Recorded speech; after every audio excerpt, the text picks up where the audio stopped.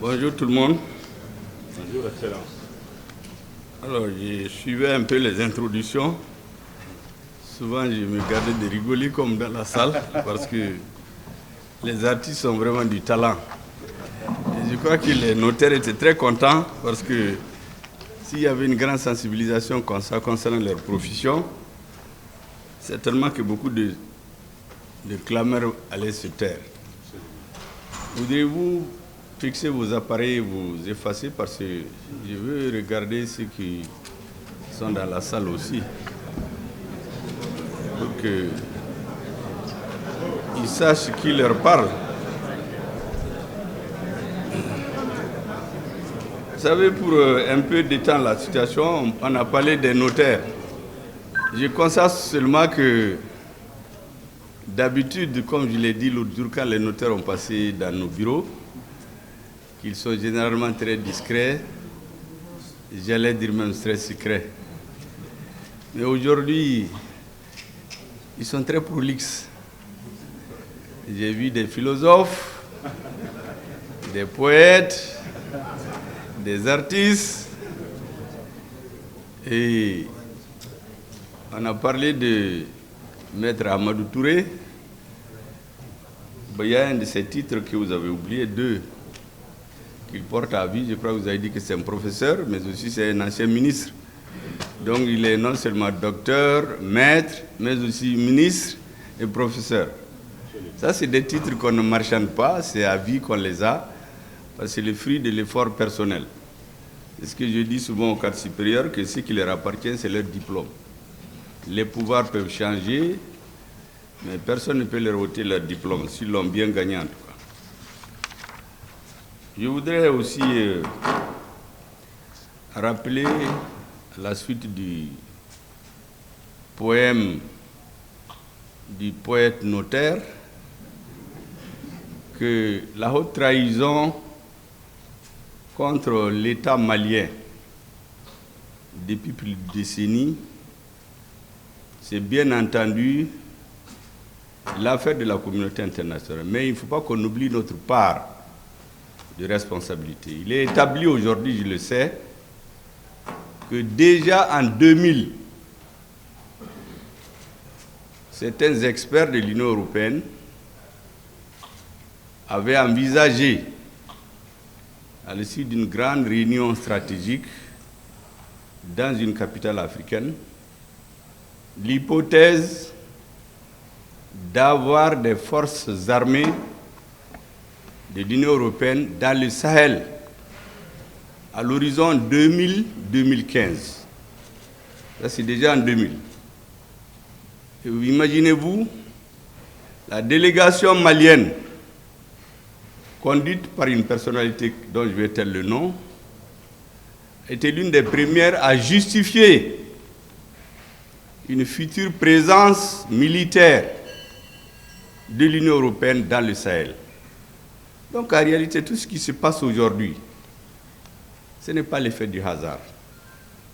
C'est des combinations de certaines élites extérieures et des élites nationales sur le dos de nos populations. Il est donc bon, si vous ne le savez pas, en tout cas les dirigeants sachent que dans ce qui nous arrive, il y a une grande part de la communauté internationale, mais il y a aussi notre propre part. Parce que chaque fois qu'on ne pose pas les bonnes questions, on se trompe dans les solutions. Les difficultés des Africains sont certes issues d'une certaine instrumentalisation, mais certains citoyens africains sont responsables. Ceci dit, mesdames et messieurs, je ne vais pas citer tous les noms ici parce que je risque d'en oublier un. Les différents présentateurs en ont suffisamment cité.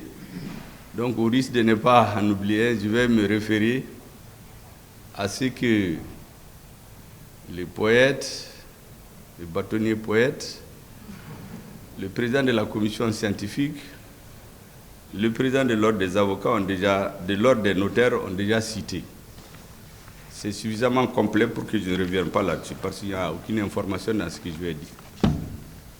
Sauf à oublier certains qui vont avoir l'impression qu'ils ne sont pas importants. Or, dans cette salle, et hors de cette salle, tous ceux qui suivent cette cérémonie spécifiquement sont très importants pour la cause. Je voudrais cependant saluer de façon spécifique la présence massive des membres du gouvernement.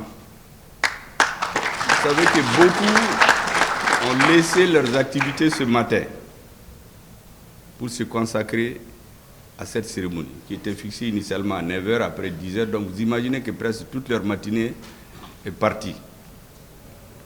Et je sais combien de dossiers ils ont. Ce qui fait que certains vont travailler certainement juste dans la nuit. Je voudrais donc les saluer de façon spécifique pour s'être mobilisés massivement pour montrer toute l'importance que le gouvernement accorde à cette activité de refondation de la justice malienne. Et aussi montrer leur solidarité avec leurs collègues de la justice et leur soutien.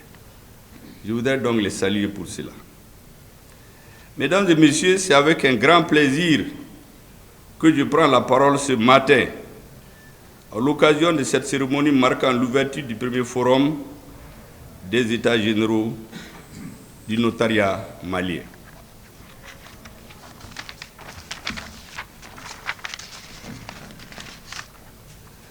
Je voudrais, au nom de son Excellence, le président de la transition, le colonel Assimi Goïta, et à mon nom propre, remercier l'Ordre des notaires du Mali de cette belle initiative consistant à regrouper l'ensemble des membres de votre corporation pour un examen sans complaisance de l'état de la profession afin de tirer les engagements permettant de donner les meilleures orientations possibles pour le présent et l'avenir du métier de notaire.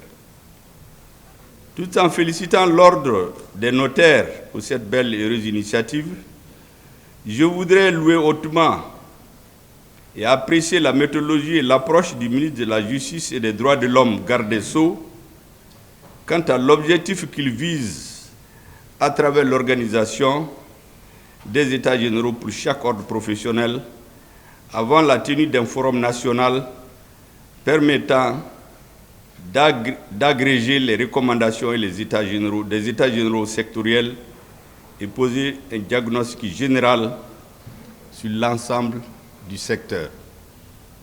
Vous savez que parallèlement à l'armée qui se bat au front, aux militaires qui sont en train de tomber tous les jours, ce qui rend à mes yeux futile certaines combinaisons politiques qui se passent à Bamako, parce que nous sommes en sécurité, pendant que d'autres meurent. Après donc ce travail magnifique des militaires maliens, auquel j'ai donné le qualificatif que tout le monde sait maintenant, qui a restitué au Mali son honneur et sa dignité, la question de justice est l'une des préoccupations essentielles des Maliens. J'ai l'habitude de dire qu'un État, c'est la force et le droit.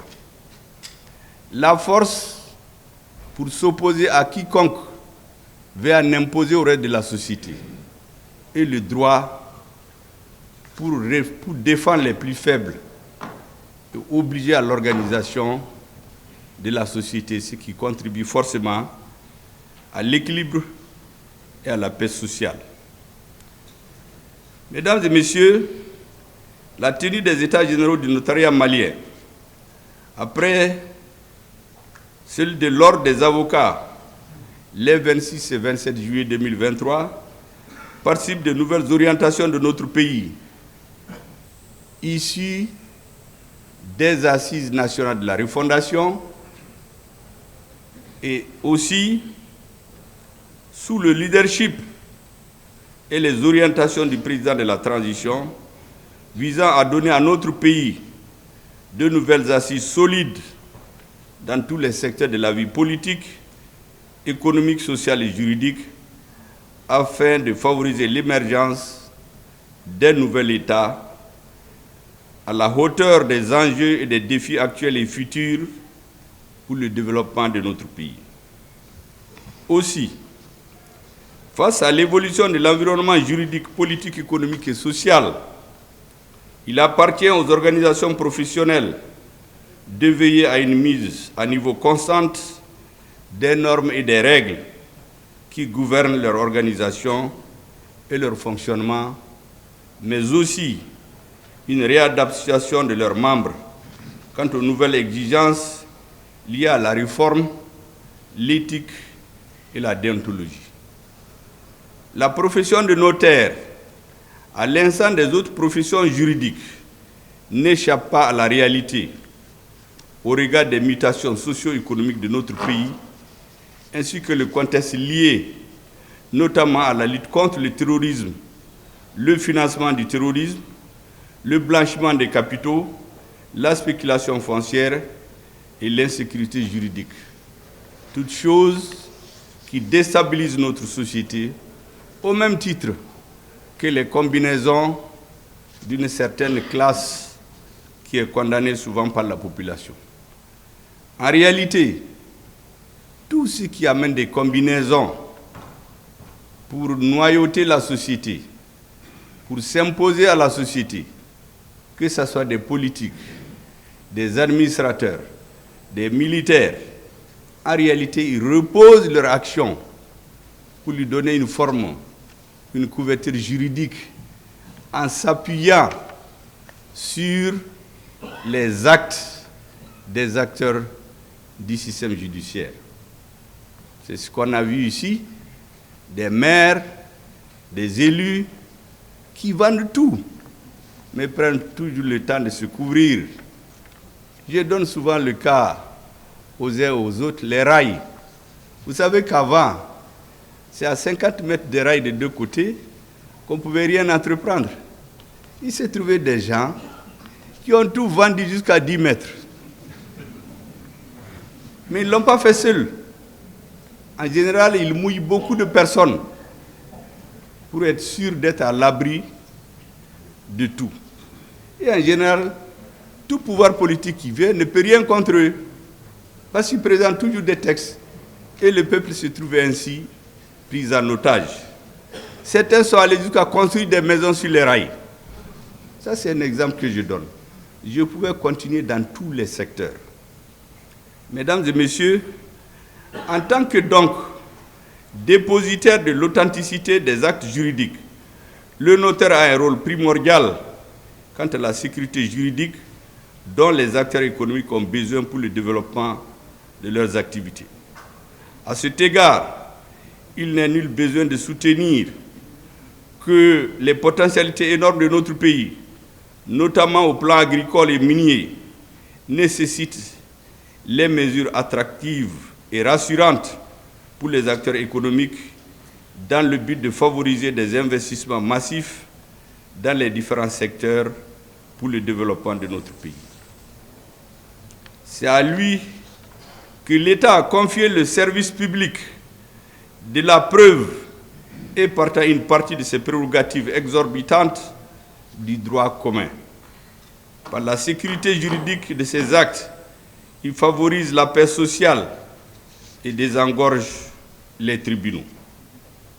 Mesdames et messieurs, le thème central de ces assises, à savoir, je cite, le notaire est un acteur majeur de la sécurité juridique, du recouvrement d'impôts, du développement économique et de la paix sociale, fin de citation, retient mon attention particulièrement, et c'est là pour plusieurs raisons. En premier lieu, cette thématique fait ressortir le rôle du notaire dans l'atteinte des objectifs budgétaires de l'État à travers ses contributions directes et indirectes. En effet, l'important, c'est le volume des affaires traitées par les notaires. Sources d'impôts et taxes pour l'État connaissent une progression d'année en année, à l'image des autres recettes de l'État. Cette contribution du notaire mérite d'être connue et soutenue par l'État dans une approche globale visant à encourager une économie de plus en plus formelle et sécurisée, offrant plus de visibilité, de lisibilité, de traçabilité dans les transactions et les opérations à caractère économique.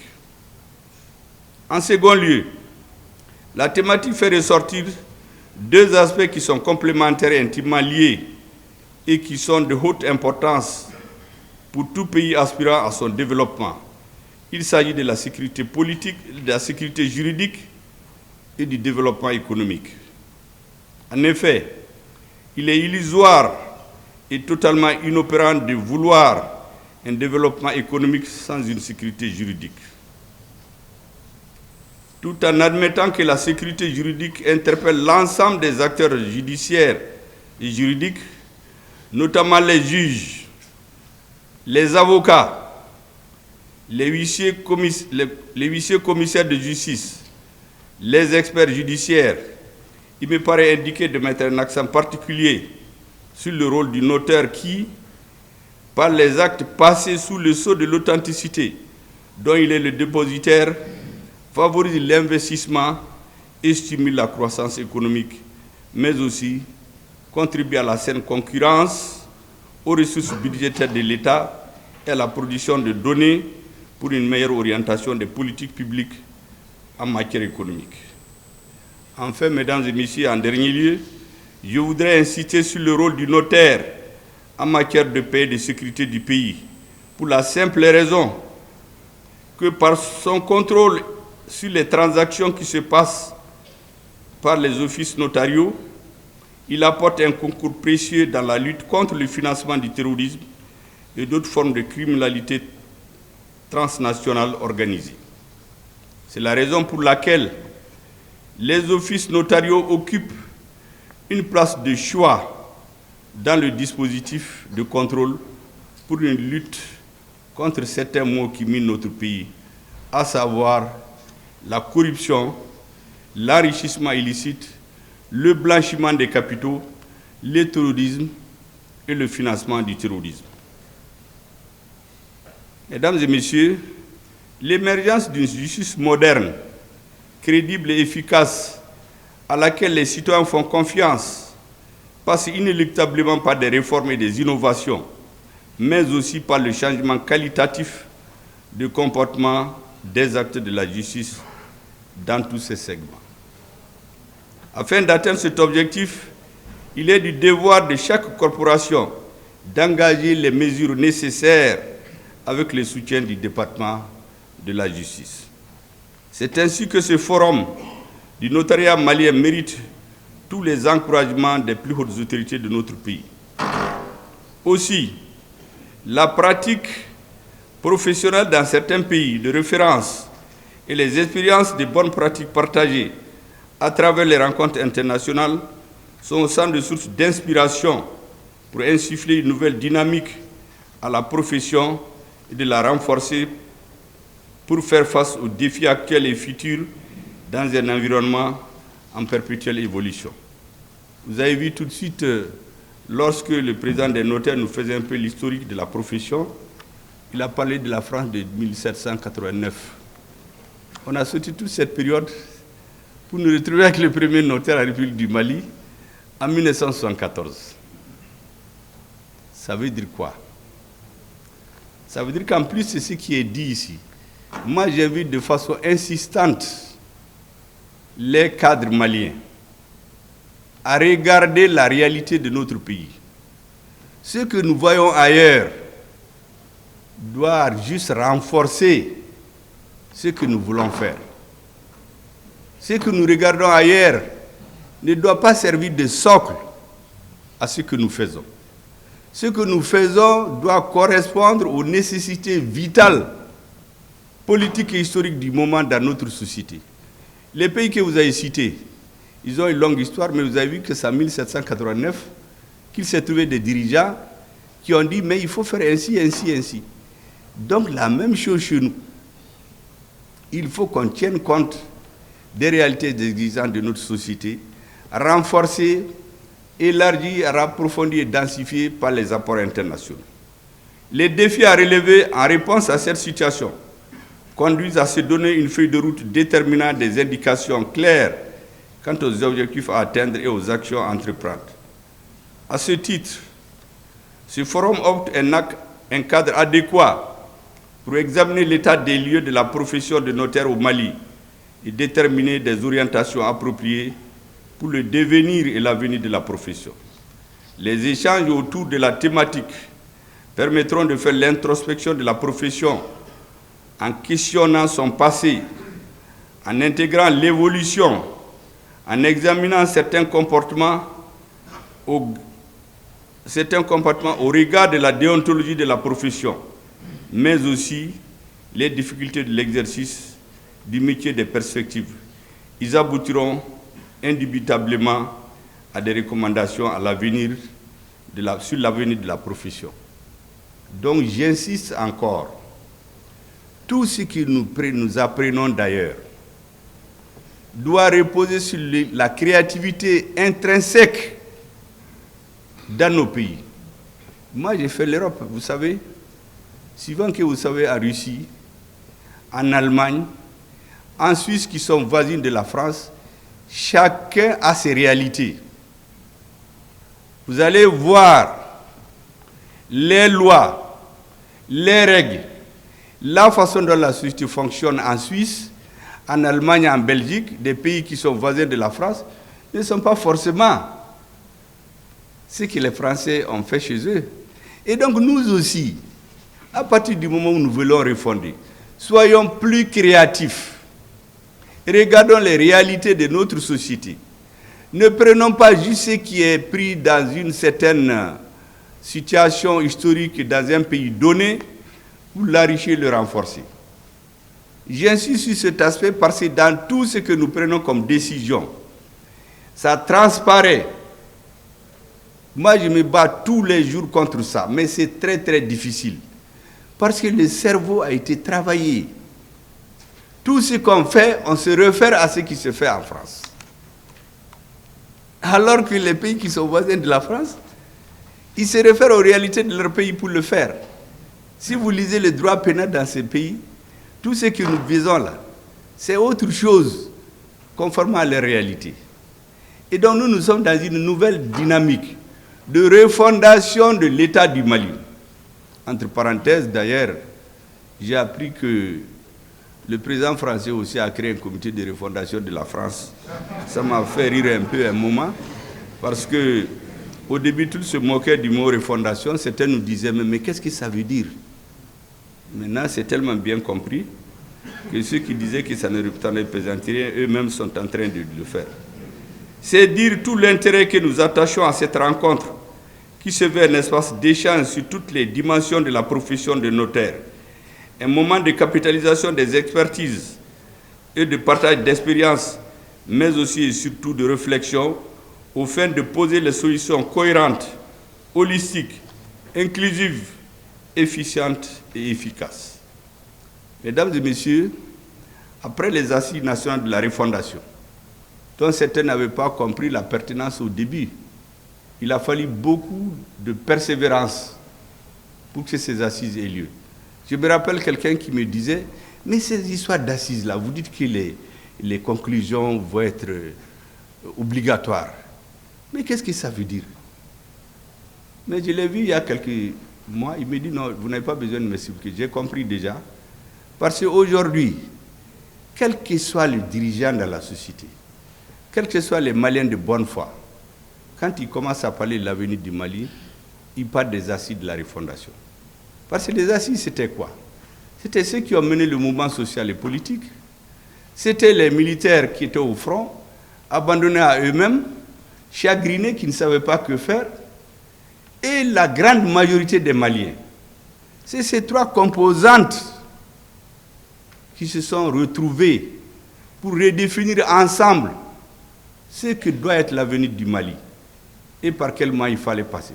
C'est ça les résolutions des assises nationales de la refondation. Donc, ces assises tenues en décembre 2021 et dans le sillage de la mise en œuvre des recommandations prioritaires les solutions qui sortiront de votre forum serviront de lanterne pour nous. Car, comme je l'ai souvent l'habitude de le dire, je l'ai répété, je l'ai dit souvent au ministre, dans un pays, vous avez Dieu, vous avez le peuple et les lois. On ne fait pas ce qu'on veut dans un pays. Vous savez la fragilité des États africains. C'est que ceux qui sont au sommet font ce qu'ils veulent. Et dès qu'on les déstabilise, tout l'édifice est déstabilisé. Mais dans les pays dits démocratiques, là, vous verrez même quand vous êtes président, vous êtes premier ministre, vous êtes dans le gouvernement, vous ne faites pas ce que vous voulez. Si vous faites ce que vous voulez contre la société, c'est les lois, les règles que le peuple a définies qui vont vous attraper. Vous avez un président qu'on a jugé dans un pays, il a échappé de justice d'ailleurs. Ces pays sont stables parce qu'un individu ne fait pas ce qu'il veut. Il y a les lois que le peuple a édictées qui s'imposent à tout le monde. Donc le rôle des dirigeants, c'est de mettre en œuvre ces lois et non pas imposer leur volonté. C'est pour cela qu'il est très important que tout ce que nous faisons, dans tout ce que nous faisons, nous devions le faire sous le prisme de la justice sociale. Votre profession, mesdames, messieurs, est noble et contribue à la paix sociale et donc à la lutte contre l'injustice.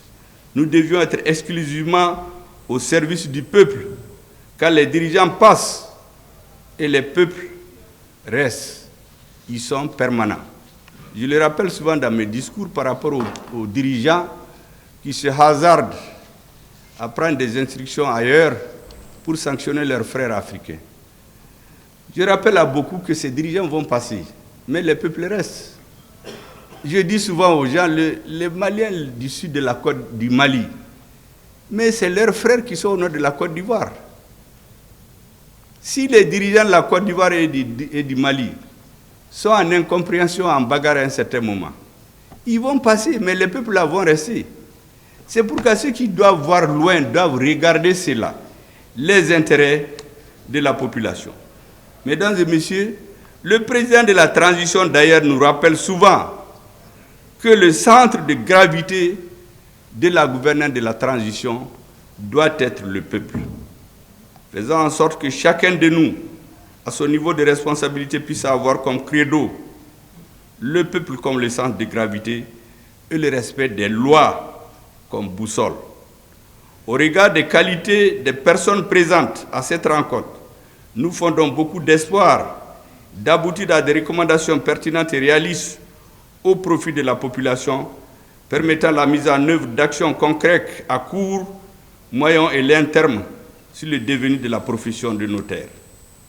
Mesdames et messieurs, avant de terminer cette étape de mon intervention, je voudrais réitérer, au nom du président de la transition, le colonel Assimi Goïta, au nom du gouvernement de la transition, mes sincères félicitations à l'ordre des notaires pour cette belle initiative, tout en invitant les autres corporations du secteur de la justice à emboîter le pas aux avocats et aux notaires dans la perspective prochaine des États généraux de la justice.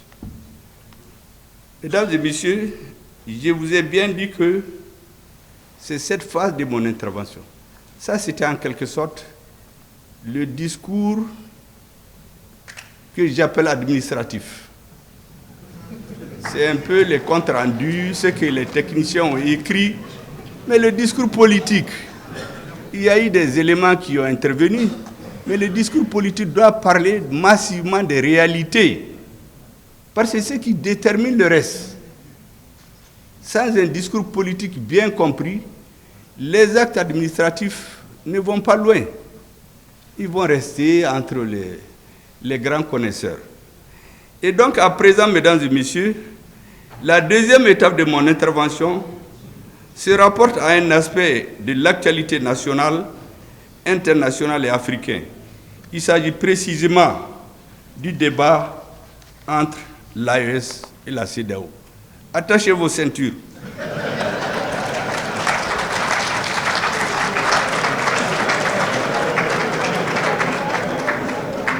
Jusqu'ici, nous étions en vol automatique. Maintenant, nous rentrons dans des zones de turbulence. Il faut donc bien attacher vos ceintures. Mesdames et messieurs, comme nous le savons, la confédération de l'AES a été mise sur les fonds baptismaux le samedi 6 juillet 2024 à Niamey. Et l'acte constitutif de la confédération a été paraphé par les éminents dirigeants de nos 3 pays, le Burkina Faso, le Mali et le Niger, leur Excellence, le capitaine Ibrahim Traoré, le colonel Assimi Goïta, le général de brigade Abdraman Tchani. J'écoute tous les matins toutes les radios internationales. J'écoute les interventions des citoyens. Je lis la presse. Je vous assure que je me rends compte souvent que certains ne savent même pas de quoi ils parlent. Parce qu'il y a une campagne médiatique internationale de semer le trouble dans l'esprit des Africains, de l'AES, en disant « Mais oui, on est une seule famille, on est en train de sortir de la famille, anga ben, anga faranyonka, sinon on va se diviser. » Mais dans le monde de toujours, est-ce que vous avez vu une décision importante qui n'avait pas été la décision de quelques hommes déterminés qui ont le sens de l'histoire? Aucun des grands dirigeants qui a marqué l'histoire n'est allé chercher le consensus total sur ce qu'il fait. On choisit ce qui est intéressant pour le peuple à un moment donné de l'histoire. Et on prend cette voie. Que ce soit par élection. Dans les élections, vous voyez, les présidents qui viennent, ils compétissent, il y a un qui prend, qui gagne. Mais c'est sa ligne qui s'impose à tout le monde, jusqu'aux élections suivantes. Mais il ne vient pas dire, ah, on met tout le monde ensemble. Mais ça, c'est quoi ça? Si vous mettez tout le monde ensemble, vous ne ferez rien. Parce que dans une société, les avis sont contradictoires.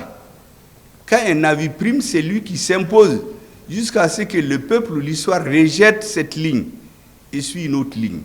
Donc même les dirigeants démocratiques, cette histoire de consensus des dirigeants, tout le monde ensemble, c'est pas ça. Les grands pays, si vous les regardez, à chaque étape de leur histoire, les dirigeants choisissent une voie. Ils l'expliquent au peuple et ils avancent. Si c'est à travers des élections, si ça ne marche pas, on les enlève. Si c'est d'autres voies, on trouve les moyens de les enlever. Mais ils ne viennent pas s'asseoir pour dire que tant qu'ils n'ont pas l'assentiment de tout le monde, ils ne vont jamais avancer. Ça n'existe pas. Et ces pays où on a inventé le terme clivant, parce que moi je sais que ça a été élaboré ailleurs et mis dans la bouche de certains, mais chez eux, ils sont clivants. Chez eux, les dirigeants font ce qu'ils ont dit au peuple, avec quoi d'autres n'étaient pas d'accord, jusqu'à ce qu'ils réussissent ou ils échouent.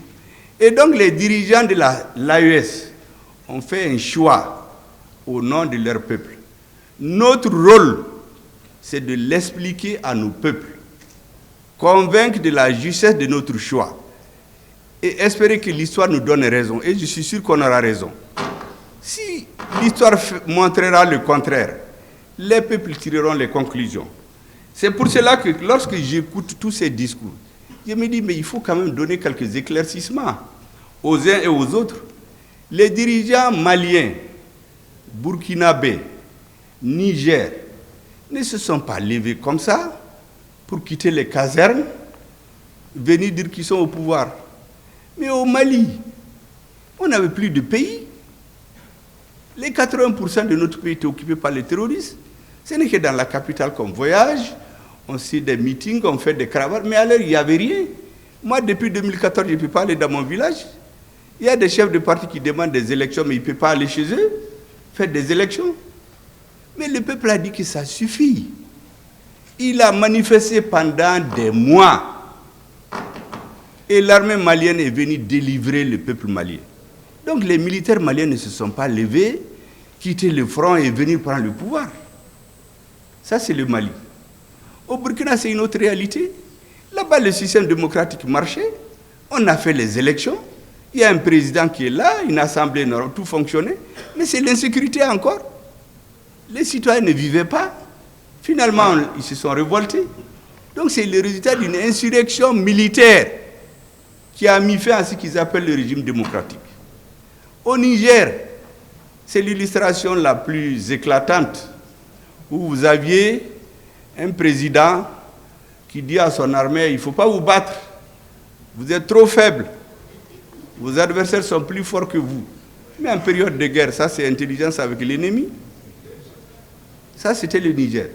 On tuait les gens par milliers. On ne pouvait même pas manifester. Vous vous rappelez quand Barkhane a quitté ici, les Nigériens qui ont voulu dire non. Mais le meneur de la contestation, on l'a tué, on l'a brûlé dans sa voiture, personne n'en parle jusqu'à aujourd'hui. On a terrorisé les Nigériens. Ils étaient obligés d'être cloîtrés chez eux. Vous sortez votre tête, on fracasse. On continue à tuer les militaires. La population était désarroie. Donc les militaires nigériens ne se sont pas levés du jour au lendemain pour venir au pouvoir. C'est pour délivrer ce peuple-là, qui ne pouvait plus parler, qui ne pouvait plus agir.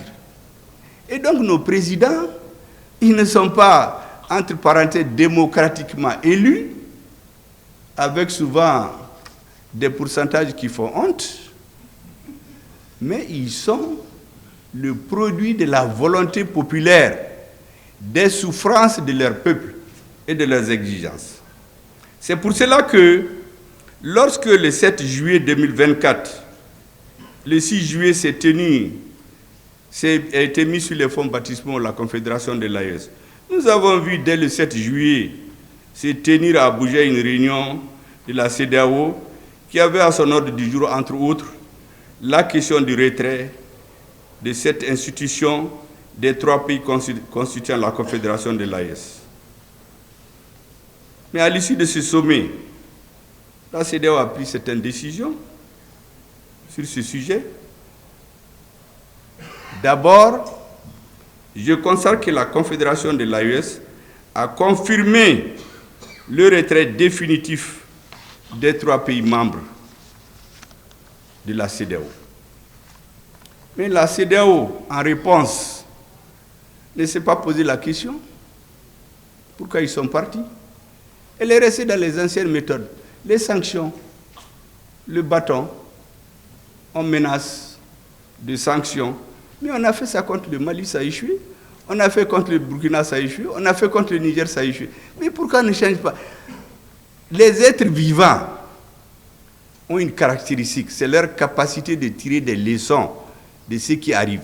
Comment une organisation des peuples, disons, moi je ne crois pas que c'est les peuples, des dirigeants, ne tire pas les leçons de ce qui s'est passé. Au moins on devait s'asseoir. On a fait ça contre le Mali, quel a été le résultat? Ainsi de suite. Qu'est-ce qu'on fait maintenant? Non, on vient les mêmes méthodes, les sanctions, les menaces, les punitions, les menaces de punition contre nos pays. Et le ridicule, c'est que le représentant de l'Union africaine, un fonctionnaire recruté sur appel d'offres, est allé donner une appréciation sur les choix des peuples des 3 pays. Un fonctionnaire payé sur ça, on peut le renvoyer à tout moment. Il n'est pas élu. Il va condamner le Niger, le Burkina et le Mali. Mais ce n'est pas la première fois. Vous vous rappelez quand au Mali il y a eu le changement de régime? C'était un fonctionnaire de la CEDEAO, avant la conférence des chefs d'État, qui a décidé de sanctionner le Mali. Mais pourquoi les Africains ne retiennent pas la moindre des choses, des leçons qu'ils ont apprises? Mais ces organisations, c'est très clair que c'est la conférence des chefs d'État qui prend une décision. Mais pourquoi un fonctionnaire va prendre des décisions? Bon, voici le problème des Africains. Dès que quelqu'un est dans un poste de responsabilité, il croit qu'il va faire ce qu'il veut. Or, il faut faire ce que la loi a dit. Donc, ce que ce fonctionnaire de l'Union africaine a fait, ce n'était pas la première fois. Heureusement, d'ailleurs, que le même jour, nos vaillants et brillants ministres des Affaires étrangères lui ont donné un coup de poing, au point qu'on n'en parle même plus, je ne sais même pas où est-ce qu'il est actuellement, parce qu'on a demandé à l'Union africaine carrément de tirer les leçons, parce que ce monsieur est venu se mêler de ce qui ne le concerne pas. Il a outrepassé ses missions. Il n'a pas comme mission d'aller donner une appréciation sur une décision politique d'un peuple souverain. Les gens ont l'impression d'oublier. d'oublier ça. Mesdames et messieurs, la confédération de l'AES est le résultat d'un retrait simultané des 3 pays de la CEDEAO à travers la déclaration du 28 janvier 2024, qui est elle-même le produit d'une maturation.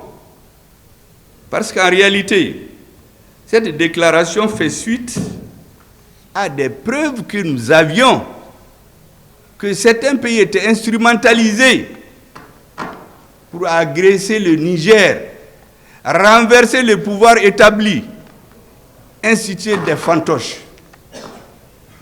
C'était ce qui était en cours. Il s'était donné très peu de temps, mais nous avons pris de vitesse. Le Mali a tout de suite, avec nos frères et amis du Burkina, s'est joint au Niger et nous avons décidé de sortir de cette organisation où on ne respecte plus les lois.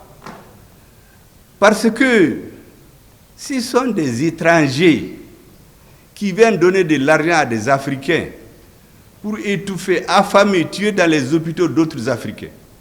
Vous vous rappelez que le G5 Sahel a fait combien d'années à demander 2 milliards dans la lutte contre le Sahel? On n'a jamais trouvé. Et voici que la fameuse force d'attente de la CEDEAO, qui attend depuis 2012. Parce qu'elle a été créée, annoncée, disons, à l'occasion de l'investiture du président Macky Sall en 2012. La force d'attente. Ils avaient dit en ce moment que c'était 5000 hommes. À cette réunion, le ministre des Affaires étrangères français a surgi, donne ses sous, pour dire au président que non, 5000 hommes, c'est trop, par rapport à juste 500 bandits au nord du Mali. Mais quelle est son affaire? Que nous prenons, comme je dis, un marteau, un éventail, un pilon, pour écraser une mouche parasite. Quelle est son affaire? Et depuis 2012, cette malheureuse force d'attente-là, elle est en train d'attendre. Et c'est l'autre jour qu'on a dit qu'on lui a trouvé 3 milliards pour aller attaquer le Niger. 3 milliards qui viendraient de l'étranger. Donc l'étranger sort l'argent, on finance, on met le couteau dans la main d'un Africain qui va poignarder son frère. Mais nous avons appris à lire l'histoire. Parce que la différence entre l'homme et les autres êtres vivants, c'est qu'il tire les leçons, il analyse. Un grand philosophe a dit que celui qui ne tire pas les leçons de l'histoire ou qui ne connaît pas l'histoire est appelé à la répéter. Et nous avons regardé ces dernières années, qu'est-ce qui est arrivé chez nous? Mais celui qui ne peut pas tirer les leçons, vous avez une force d'attente qui attend depuis 2012. Et vous ne pouvez pas tirer les leçons, vous dire que cette force d'attente-là, elle ne vaut rien. Elle ne peut rien faire. Vous venez faire les bagabaga contre le Niger encore, que cette force d'attente va se lever et quelqu'un va vous donner 3 milliards. Mais nous avons dit très clairement à ceux qui étaient des vats en guerre, nous les avons mis en garde. J'ai utilisé la boutade, ce n'est pas comme ça qu'on a parlé bien sûr, mais j'ai utilisé la boutade en disant que nous avons été très clairs. Celui qui touche à un cheveu du Niger, nous allons lui raser la tête. Parce qu'après le Niger, c'est le Burkina, après le Burkina, c'est le Mali. Nous savons ce qu'ils préparent. Ils font de la stratégie en faisant croire que c'est le Niger parce qu'ils les croient plus faibles. Comme tout le monde a peur du Mali, nous les avons tous chassés de chez nous. Donc ils veulent nous encercler. Et donc on s'est mis ensemble. On leur a dit que celui qui touche le Niger, il va voir. Et qu'est-ce qu'ils ont fait? Ils se sont tus. Cette force a continué à attendre. Jusqu'à présent, elle attend d'ailleurs. Et puis, un jour, le 30 juillet, ils se réunissent. Qui sa force d'attente est prête. Ils vont venir tomber sur le Niger. Mais le 31, nous avons fait une déclaration commune pour être très clair. C'est là-bas qu'on a décidé que celui qui touche le Burkina cette fois, le Niger cette fois-ci là, il touche nos 3 pays. Les frères se sont donné la main pour faire face à l'adversité et à celui qui se laisse instrumentaliser par des forces étrangères. Parce que cette partie de l'histoire, on l'oublie. Les gens pensent que Assimi Goïta, Abdraman Tchani et Traoré se sont retrouvés au Niger, ils ont décidé qu'on sorte. Mais il y a un processus. Donc le 30 juillet, ils ont décidé qu'ils vont tomber sur le Niger. Le 31 juillet, nous leur avons dit que si vous tombez sur le Niger, nous considérons que c'est un acte d'agression contre tous nos pays. Et déjà le 23 septembre, vous vous rappelez, à la tribune des Nations Unies, à la 78e session, lorsque le ministre des Affaires étrangères du Niger a été empêché de rentrer pour s'exprimer, le ministre des Affaires étrangères du Mali a pris les choses en charge et nous avons parlé au nom de nos deux pays. Il a parlé brillamment au nom du Mali et du Niger. Beaucoup semblent oublier cela parce que le 7 septembre, je voulais vous rappeler, il y a eu l'attaque du bateau de Tombouctou, plusieurs centaines de morts. Est-ce que vous savez que la CEDEAO a tenu un sommet après? Ils n'en ont même pas fait cas. Même une simple de lettre de condoléances au président du Mali. Un pays s'est opposé aux Nations Unies. Donc ça veut dire que les Maliens peuvent mourir. Ce n'est pas leur affaire. Mais nous avons pour ainsi de la gigote. Si vous ne prenez pas au sérieux, mais nous on se défend. Des centaines de Maliens meurent. La CEDEAO se réunit. Elle ne fait même pas cas de ça. À l'ONU, on ne fait même pas cas de ça. Mais comment vous pouvez comprendre ces comportements? On ne peut pas continuer à accepter des choses comme ça. Mais il se trouve qu'en ce moment, nous avions le plan pour prendre Kidal. Nous avons pris Anéfis. Nous avons pris Kidal. Nous avons chassé toutes ces forces maléfiques qui étaient chez nous en train de nous tromper. Takuba, G5 Sahel, Barkhane, MINUSMA, que sais-je encore, EUTM, ECAP, qui viennent former nos militaires, et on ne donne pas des balles aux militaires. Non, qu'ils ne donnent pas d'armes létales. Mais ce n'est pas les mêmes qui disent qu'ils vont donner des armes létales pour tomber sur le Niger. Ce n'est pas les mêmes qui envoient des instructeurs dans un pays européen de l'Est avec des armes létales. Mais les gens pensent que nous, on ne réfléchit pas. Mais on compare tous les jours que Dieu fait. Et on s'est rendu compte que notre destin doit être pris en main par nous-mêmes et nos peuples. Personne d'autre ne le fera. Parce que lorsque vous avez à la tête des États des gens qui ont décidé d'être des agents d'exécution des décisions politiques des pays extra-africains, nous ne pouvions pas continuer à accepter cela. Et, mesdames et messieurs, lorsque le 14 novembre, nous avons pris Kidal, après 13 ans d'occupation, la CEDEAO n'a rien dit. Pour eux, c'était un non-événement.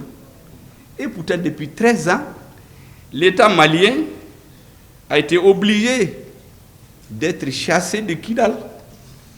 Et pourtant, quand ces forces arrivaient à Kidal, il nous avait dit, vous vous rappelez du fameux discours de François Hollande, la force Serval va au Mali pour premièrement détruire détruire le terrorisme. Deuxièmement, imposer l'autorité de l'État sur l'ensemble du territoire. Troisièmement, appliquer les résolutions des Nations Unies. Mais qu'est-ce que nous avons constaté? Depuis 2013, le terrorisme qui était confiné au nord du Mali a pris les 80% du Mali. Le terrorisme qui n'était pas au Burkina ou au Niger, où nous avions des présidents qui pensaient que c'est en se mettant au service d'autres contre le Mali que leur pouvoir va durer, s'est étendu dans ces pays. Le terrorisme est allé frapper à Grand Bassam. Le terrorisme, à partir de 2019, s'est installé au nord du Bénin et du Togo. Mais donc la première version, c'était du mensonge. Parce que vous savez, les Africains, le problème que les Européens ont utilisé les mentalités. Un Africain, ils ont deux comportements vis-à-vis de lui. Ils le caressent dans le sens du plat pour le flatter devant les gens, comme un gros bébé. Et quand ils sont seuls, on le menace pour qu'il accepte tout. C'est les deux méthodes qu'ils utilisent. Devant les caméras, c'est des amis, des accolades, mon frère et ami. Mais quand ils rentrent dans la salle, ils le menacent. Et finalement, ils ont toujours ce qu'ils veulent. Mais ça ne peut pas marcher avec nous. Nous n'avons pas besoin qu'on nous fasse des compliments. Nous voulons qu'on règle les problèmes. Et donc, pendant 10 ans, le tourisme s'est étendu. Quant à l'autorité de l'État au nord du Mali, je répète ces choses-là pour que les Africains et les Maliens comprennent. Mais qui a empêché l'État malien d'aller à Kidal? Mais c'est l'État français. Notre président de transition avait demandé un appui aérien et un renseignement. Il n'était jamais question de militaires français. Mais qu'est-ce qu'ils ont fait? Ils nous ont empêchés d'aller à Kidal. Après, ils ont amené 5000 militaires de certains pays africains, avec un budget de 1 milliard de francs CFA par jour. Pendant 10 ans, on exploite de l'or. On amène des milliers de citoyens d'autres pays africains. À Kidal, à Gao, de l'or. Où va l'or? Personne ne sait. Mais il y a une petite partie qui vient alimenter l'oligarchie à Bamako, composée de politiciens, de juges, de militaires, tous ceux qui ont de l'influence pour nous maintenir dans l'esclavage.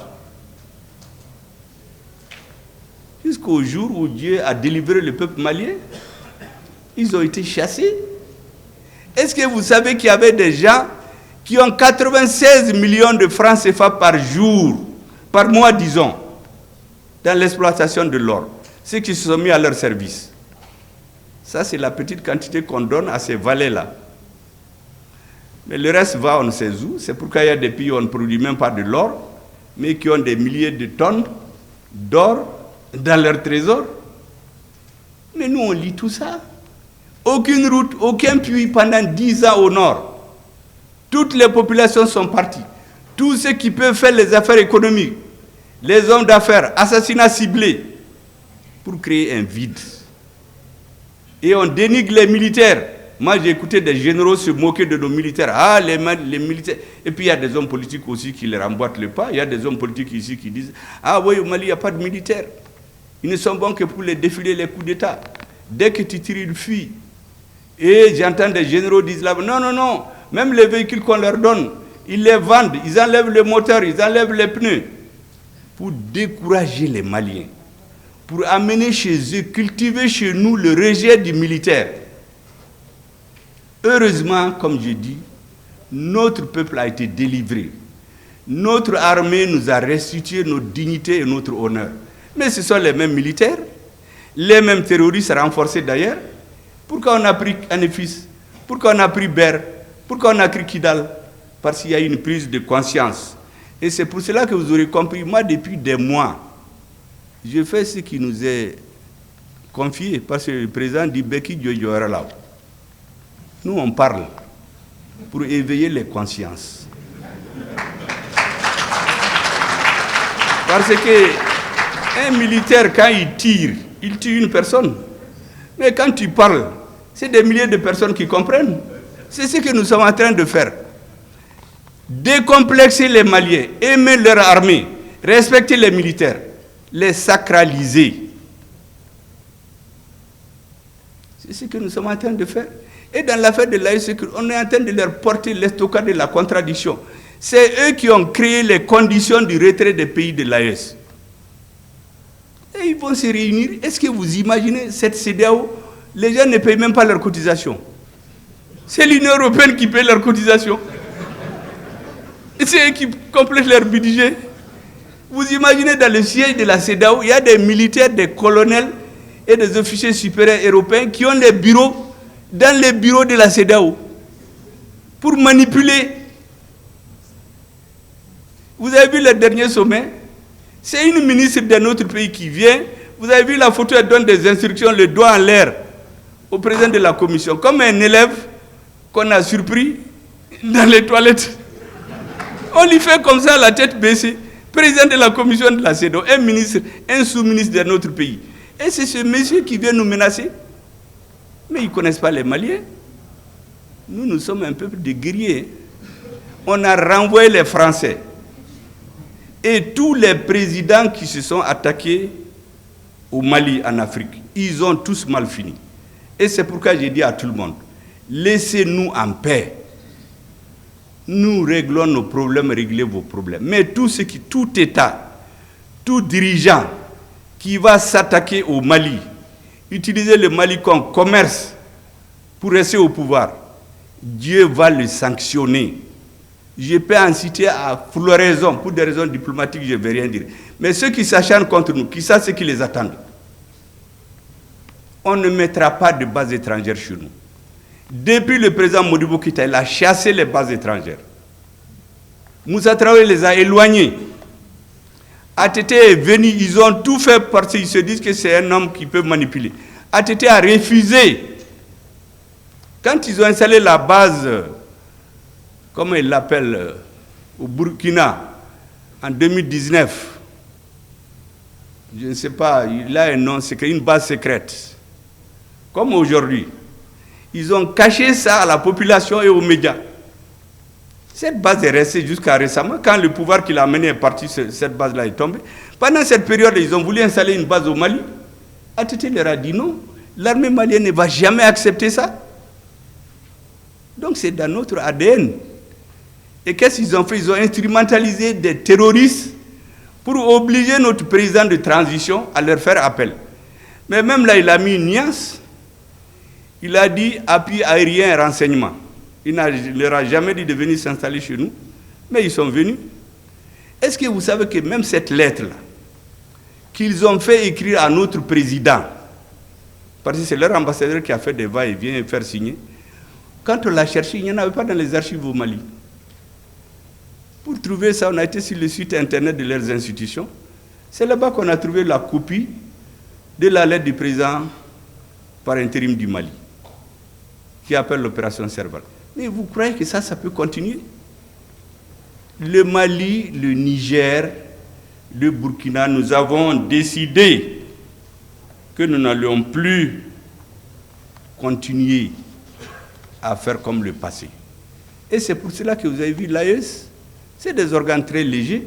On n'a pas créé une bureaucratie, on va mettre des agents qu'on va corrompre. C'est de façon tournante. Et il n'y a pas une structure où on va placer des sièges, faire des luttes pour placer des cousins, des parents, des affidés pour vendre l'Afrique.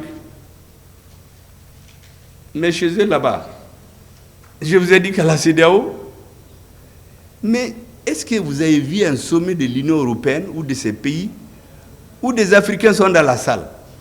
Mais ces gens-là, dans toutes les réunions, c'est des gens des autres pays qui sont dans la salle. On les manipule dans les couloirs.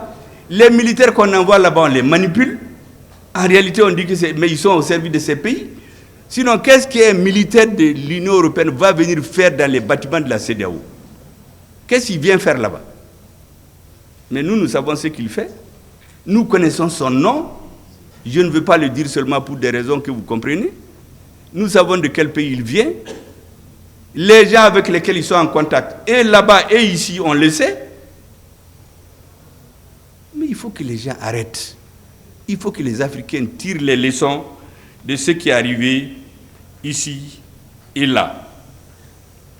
Vous savez, la polémique qu'il y a aujourd'hui entre un président de l'AES et certains pays par rapport à un président de l'AES et le Niger, disons, et certains pays par rapport aux bases secrètes. Les bases secrètes là, personne ne les a jamais reconnues. Est-ce que vous avez jamais entendu un pays dire « Ah oui, je reconnais qu'il y a des bases secrètes chez moi ». Généralement, quand les surprend la main dans le sac, ils ont deux attitudes. Ou bien ils se taisent en attendant que la tempête passe, ou bien ils se lèvent le verbe très haut pour faire des dénégations. Ah, des journalistes étrangers peuvent venir enquêter. Mais ceux qui l'ont dit, des journalistes étrangers ont été enquêtés l'autre jour, ils ont caché.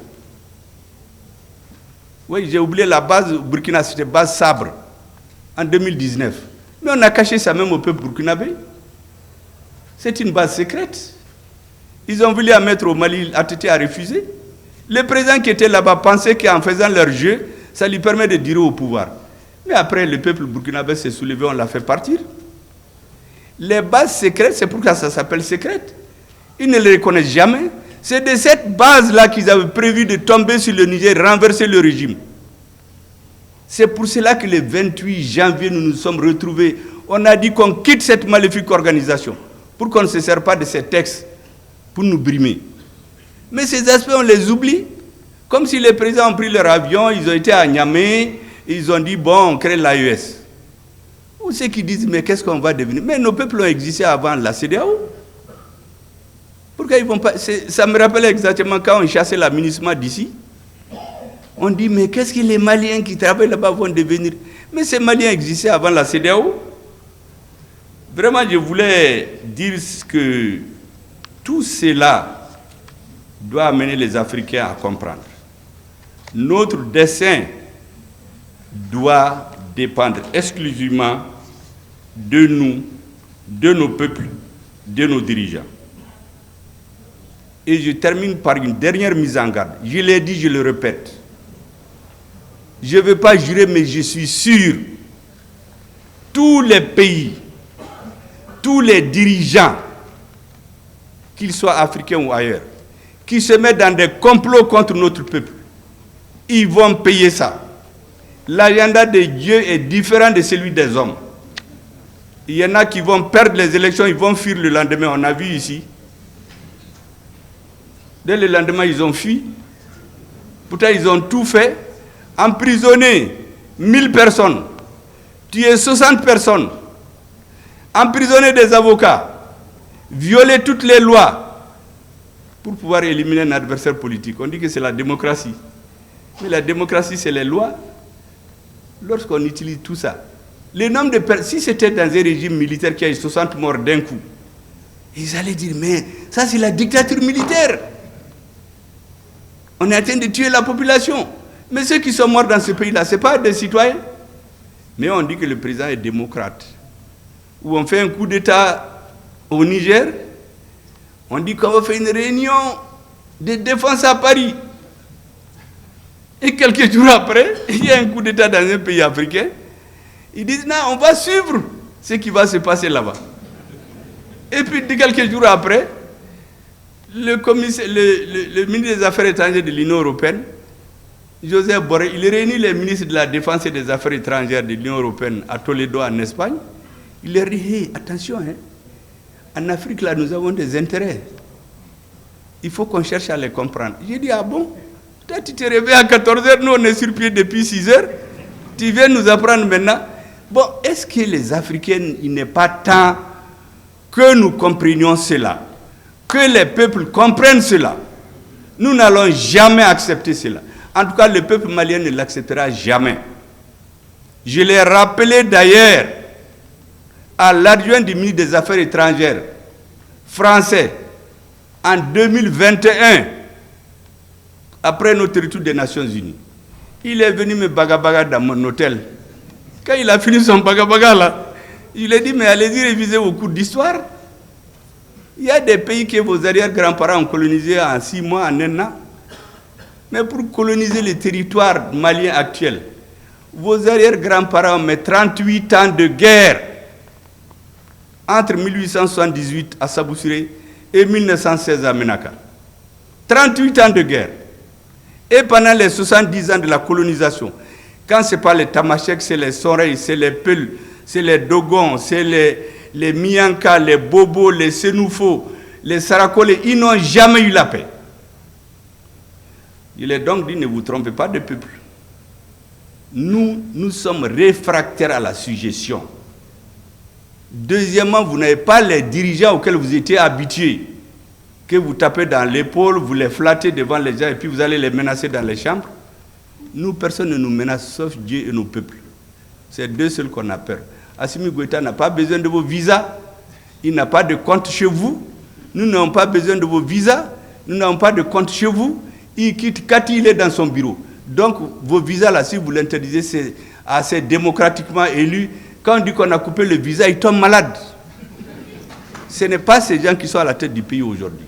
Donc, je lui ai dit d'aller réviser ces leçons d'histoire. Il me dit, oui, les Russes, eux, ils les ont vus en juillet. Les Russes ne feront rien au Mali. J'ai dit, mais tu es en retard. Moi, j'ai vu notre ministre des Affaires étrangères a parlé avec le ministre des Affaires étrangères russe en septembre. Vous avez parlé en juillet pour aller leur dire de ne rien faire au Mali. Mais nous, on a parlé avec eux en septembre. Ils disent qu'ils vont respecter tous leurs engagements. J'ai dit, donc, tu as donné son caduc. monsieur l'ambassadeur. Donc vraiment, regagnez votre bureau et attendez un autre dirigeant pour le menacer. Ça, c'est fait le lendemain du 24 septembre. Et c'est ce que nos présidents continuent. Donc, il n'y a rien de nouveau sous le soleil. C'est un processus de conservation de la dignité de nos peuples qui a conduit à la création de l'AES. Ce n'est pas les caprices de 3 personnes seulement. C'est ailleurs qu'il y a les caprices. Parce que si on demande à ces peuples-là, les peuples ne vont jamais l'accepter. Je vous ai donné l'exemple. Certains avaient pensé que les terroristes, c'est au Mali seulement. Ils ont voulu faire de leur pays une base arrière. C'était le Burkina en 2013-2014. Ils ne savaient pas que ça allait arriver chez eux. Au Niger, c'était la même chose.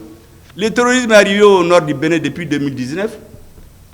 Si les gens continuent à cacher ces bases pour attaquer les pays de l'AES, non seulement ça ne réussira pas, mais comme j'ai dit, en tout cas, tout pays qui va attaquer le Mali, je ne connais pas les autres, il va mal finir. Il faut donc nous laisser en paix. Que chacun fasse ce qu'il veut chez lui. Mais qu'on ne vienne pas se mêler de nos affaires intérieures. Vraiment, mesdames et messieurs, ce sont ces choses-là que je voulais expliquer pour que tout le monde entende et tout le monde comprenne. Moi, j'ai écrit depuis 2019 la faillite de l'État malien. Toutes les prises de position officielles dans les institutions françaises, au Sénat, à l'Assemblée, au gouvernement, des gens qui ont dit qu'il faut diviser le Mali. Je l'ai édité en 2019. Ils ont dit que je suis un subversif avec des bagabagas. C'est ce qu'ils font. Je vous ai dit, quand ils vous voient, ils vous menacent, quand vous êtes deux. Quand il y a des gens, on vous caresse, vraiment, vous êtes un ami, un pays ami. Nous, ça ne marche pas chez nous. Hein. On regarde les faits. D'après Lénine, en russe, on dit « fakti ou priami ». Ça veut dire que les faits sont têtus. Il y a des gens qui les répètent, ils ne savent même pas de qui ça vient. Nous, on regarde les faits. Les compliments qu'on donne aux Africains, qu'on essaie de prendre comme des gros bébés, ça ne marche pas avec nous. Voici les messages, mesdames, messieurs, que je voulais vous délivrer et vous dire que les Maliens comptent sur vous. La réforme de la justice, en même temps que ce que l'armée est en train de faire, parce que les militaires ont accompli près de 80% de leur travail. Hein. Mais le reste de la société, on est en train de commencer. Hein. Vous avez vu, les États généraux n'ont pas fini de se tenir. Le peuple attend tout de vous. Parce que la force et la justice, c'est ce qui va faire une société. Dans un pays, les citoyens doivent avoir peur de la force de l'État et avoir honte des sanctions de la justice. Sur ce, mesdames et messieurs, je déclare solennellement ouverte la cérémonie des États généraux du notariat du Mali. Merci bien, Dieu vous bénisse.